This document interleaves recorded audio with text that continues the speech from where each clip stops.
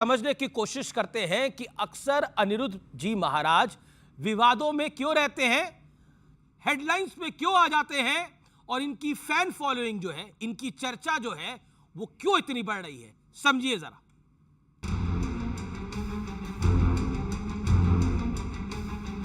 कल ही आए थे बिग बॉस की पूरी टीम। कितने पैसे रख रहे थे? करोड़ों, लेकिन मैंने मना कर दिया।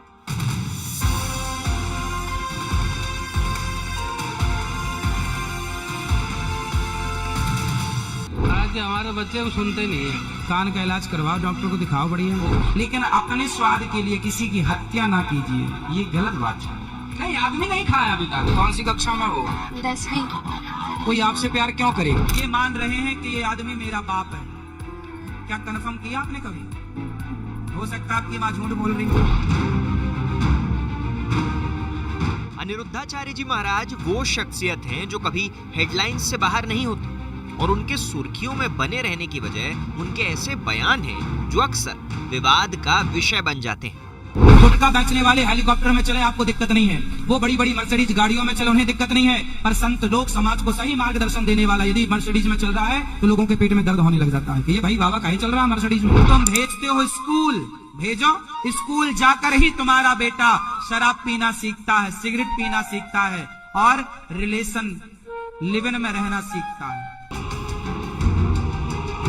भले ही अनिरुद्धाचार्य जी महाराज अपने विवादित बयानों की वजह से मशहूर हैं, लेकिन उनके द्वारा दिए जाने वाले भागवत उपदेश से लाखों लोग सनातन धर्म ध्वजा संभाले हुए हैं। हमें फर्क नहीं पड़ता कि आप हमारे बारे में क्या कह रहे हैं। हमारी उम्र के बच्चे, मेरी आयु 33 साल है।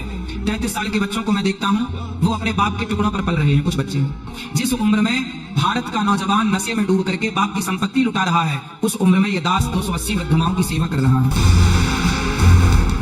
न्यूज़ 18 के स्टूडियो में अनिरुद्धाचार्य जी महाराज आज प्रभु श्री राम की शिक्षा का दर्शन सबके बीच रखेंगे। साथ ही उन विवादों पर भी अपना पक्ष रखेंगे जो उन्हें अक्सर विवादों के केंद्र में लाकर खड़ा कर देता है।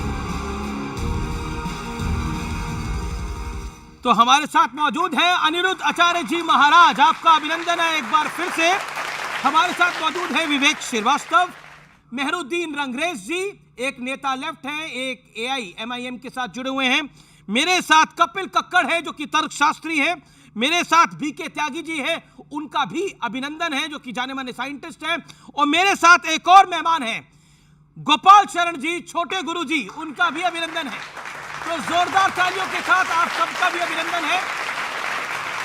तो महाराज जी, संवाद को शुरू करा जाए अगर आपकी अनुमति हो तो। शुरू किया जाए।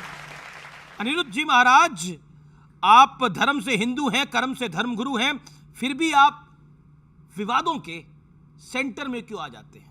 देखिए, जो बात कही जाती है वो तो समाज हित, राष्ट्र हित के लिए कही जाती है। कुछ लोगों को बात अच्छी नहीं लगती तो वो उसे विवादित बना देते हैं, और वो बात जो विवादित नहीं है उसे भी विवाद के श्रेणी में डाल करके और विवाद एक खड़ा कर दिया। यानी आप कह रहे हैं मैं विवाद करता नहीं, विवाद हो जाते हैं। विवाद करता नहीं, विवाद हो जाता। बात ठीक कह रहे हैं आप जी। हम तो सिर्फ अपना कार्य करते हैं। हम आपने बुलाए, ये कैसा कार्य है जिसमें कंट्रोवर्सी हो जाती है? अब देखिए, हम कुछ भी कह दें। अब हमने कहा कि बिस्किट, भाई बिस्किट मत खाओ, बिस्किट है नुकसानदायक है। अब उस समय भी लोगों ने उसे विवाद बना दिया कि देखो बिस्किट खाने से मना कर रहे हैं। आप खुद बिस्किट खाते हैं? नहीं खाते? हम तो नहीं खाते। अब यहाँ पर जो ये खाते हैं बिस्किट, ये विष की किट खा रहे हैं। भाई अभी महाराष्ट्र में 90 बच्चे बीमार पड़े, मैंने आपके चैनल पे देखा जी। बिस्किट खाने से बीमार पड़े। तो हम अंकुरित अनाज क्यों ना खाएं? हम अच्छी चीजें क्यों ना खाएं? हम क्यों, हमारे पुराने बाप दादे क्या खाते थे? पर जिसका जो मन हो वो खाए। अब यहाँ पे विवेक श्रीवास्तव जी है, विवेक श्रीवास्तव जी है, ये बिस्किट खाते हैं, अभी विष की किट खा रहे हैं। ये डेली बिस्किट खाते हैं, 2-4 पैकेट खा जाते हैं डेली। मैं कोई कंट्रोवर्शियल बात नहीं करता, लेकिन मैं ये कहता हूं कि धर्म गुरु क्यों कंट्रोल करना चाहते हैं लोगों के जीवन को? क्या वो खाएं, क्या वो पहने, कब वो उठें, ये स्वतंत्रता आप क्यों नहीं देना चाहते हैं? अच्छा ये बताइए, हमारे ऋषियों ने आखिर आयुर्वेद शास्त्र बनाया ना, उसमें बताया ना कि क्या खाएं क्या ना खाएं। हमारे यहाँ देखिए, क्वार, करेला, कातिक दही, मरहो न तो परहो सही, ये ऋषियों ने बनाया ना कि क्या खाओ क्या ना खाओ, कब ना खाओ। अगर बनाया है और सभी संत खाते हैं तो राम भद्राचार्य जी को अस्पताल जाने की नौबत ना आती ना। आप अलग चले गए, नहीं, आप मार्ग से हट गए। नहीं, मैं बीमार तो सब पड़ सकते। देखिए ये प्रकृति है, बात समझिए। हाँ। ये प्रकृति है, हम सब ईश्वर के संसार में भेजे प्राणी हैं और प्रकृति का सामना सबको करना, लड़कपन सबका आएगा, जवानी सबकी आएगी, बुढ़ापा सबका आएगा, मरना भी सबको पड़ेगा। लेकिन आप घुट घुट के क्यों मरे, अच्छा काम करके मरे, है ना। जो अच्छे से रहेगा, आप अच्छी चीजें, पहले के लोग 100 साल तो सामान्य जीते ही जीते थे। आज भारत की औसत आयु मैंने सुनी कि 66 साल की है ना, 60 और 66 के बीच की है। क्यों घट गई? आज व्यर्थ की चीजें, चाउमीन, बर्गर, पिज्जा, ये बच्चे खाएंगे तो इनकी बुद्धि कहाँ विकसित होगी। आप कहते हैं कि आयुर्वेद को फॉलो करिए, साइंस को फॉलो मत करिए, ये कह रहे हैं क्या आप? साइंस को फॉलो, साइंस क्या है? हमारे यहाँ सबसे पहला विमान किसने बनाया? राइट ब्रदर्स ने। कब बनाया? 1903 में सफल परीक्षण किया। क्या हमारे शास्त्रों में रावण के पास पुष्पक विमान का जिक्र नहीं है? क्या भागवत जी में कामक विमान का जिक्र नहीं है?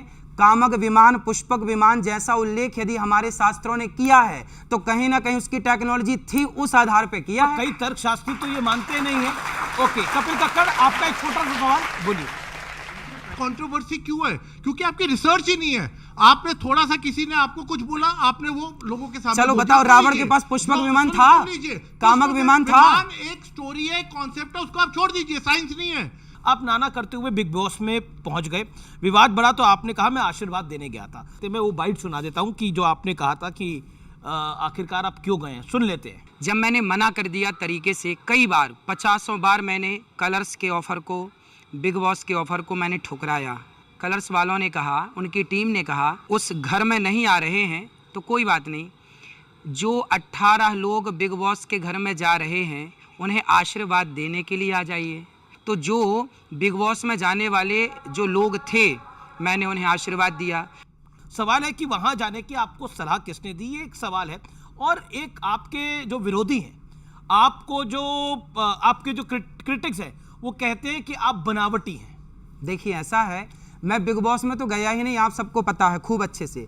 मुझे बिग बॉस में जाने का ऑफर था अंदर, जो 3 महीने का कार्यक्रम होता है, बोले आप अंदर आइए 3 महीने के लिए। मैंने मना किया, मैं अंदर नहीं आता। फिर बाद में क्या हुआ, 100 बार कम से कम उन्होंने बोला कि आप आइए। मैंने 100 बार मना किया और मैं बोला कि मैं नहीं आऊँगा, ये मेरे योग्य नहीं है, पहली बार तो समय ही नहीं है मेरे पास। फिर उन्होंने कहा अच्छा एक काम करिए, आप अंदर मत आइए, तो जो अंदर जाने वाले गेस्ट हैं उनको आशीर्वाद देने आ जाइए। मैंने बोला मैं नहीं आता क्योंकि मेरे पास टाइम भी नहीं है और ये मेरे लिए उचित नहीं है। तब उन्होंने एक बात कही बिग बॉस वालों ने कि आप बताइए, यदि कोई संत यदि इन लोगों को आशीर्वाद देने नहीं आया, बुलाने पर भी आप नहीं आएंगे और ये पीढ़ी यदि बिगड़ गई तो फिर आप क्या करेंगे? तो उन्होंने कहा कि आपको आना चाहिए और इन्हें सही बात करनी चाहिए। तो मुझे लगा कि शायद उन्हें जाकर के सही मार्गदर्शन देना चाहिए, तो मैं वहां गया और जो लोग वहां अंदर जा रहे थे, मैंने उनको कहा कि ये बिग बॉस नहीं, इसे संस्कारी बॉस बना के आना है आप लोगों को। और गीता दे करके मैंने सनातन का झंडा वहां भी लहराया। और आज पहली बार किसी धर्म गुरु ने जाकर के उस स्थान पे 18 साल से वो शो चल रहा है, पहली बार वहां राधे राधे की गूंज हुई, पहली बार।